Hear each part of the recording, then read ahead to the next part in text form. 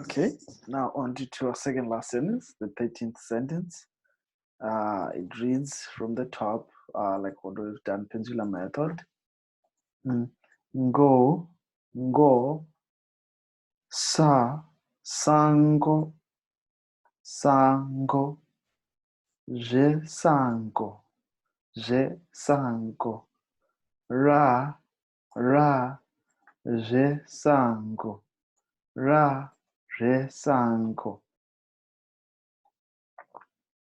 Car from the top of the page, car, kara, sango, kara, sango, mwe, kara, sango, mwe, kara, sango, ne,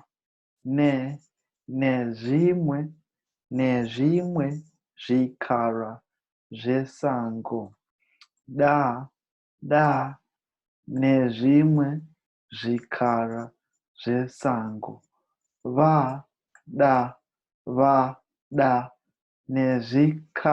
zimwe, kara, sango, nyavada, zimwe, kara, sango, nyavada, zimwe, kara, sango, nyavada, zimwe, kara, sango. Okay, next page. Mba, zinyavada, zimwe, kara, sango. Shumba, zinyavada, zimwe, kara, sango. Shumba, zinyavada, zimwe, kara, sango. Ka, shumba, zimwe, zinyavada, zimwe, kara, sango. Re, ka, shumba, zinyavada, zimwe, kara, sango. Bereka, shumba, zinyavada, zimwe, kara, sango. Abereka, shumba, zinyavada, zimwe, kara, sango.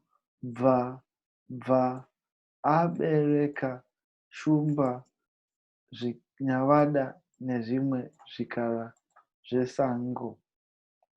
Okay. Kava, top of the page. Kava, abereka, shumba, zinyavada, zimwe, kara, sango. Akava, abereka, shumba, zinyavada, zimwe, kara, sango. Akava, abereka, shumba, zinyavada, zimwe, kara, sango. Rume, akava, abereka, shumba, zinyavada, zimwe, kara, sango. Mborume, akava, abereka, shumba, zinyavada, zimwe, kara, sango. Chimborume, akava, abereka, zinyavada, zimwe, kara, sango. Chimborume, akava, abereka, shumba, zinyavada, zimwe, kara, sango. Chimborume, akava, abereka, shumba, zinyavada, zimwe, kara, sango. Chimborume, akava, abereka, shumba, zinyavada, zimwe, kara, zvesango. Okay, let me just erase this. Okay, now that we have removed most of this lining, we go back to the top of the page. Ra, ra, ra, vheneka tsvimborume akabva abereka shumba nezvimwe zvikara zvesango. Vera, vheneka tsvimborume akabva abereka shumba, zvinyavada nezvimwe zvikara zvesango. Tevera, vheneka tsvimborume akabva abereka shumba, zvinyavada nezvimwe zvikara zvesango. Katevera, vheneka tsvimborume akabva abereka shumba, zvinyavada nezvimwe zvikara zvesango.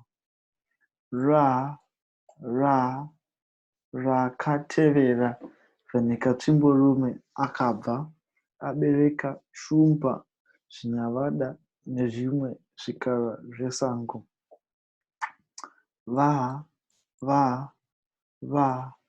Rakatevera, vheneka tsvimborume akabva abereka shumba, zvinyavada nezvimwe zvikara zvesango. Zuva rakatevera, vheneka tsvimborume akabva abereka shumba, zvinyavada nezvimwe zvikara zvesango. Muzuva rakatevera, vheneka tsvimborume akabva abereka shumba, zvinyavada nezvimwe zvikara zvesango. So this is our 14th sentence coming after this. Muzuva rakatevera, vheneka tsvimborume akabva abereka shumba, zvinyavada nezvimwe zvikara zvesango. Okay, thank you guys for watching. Up next is our last sentence.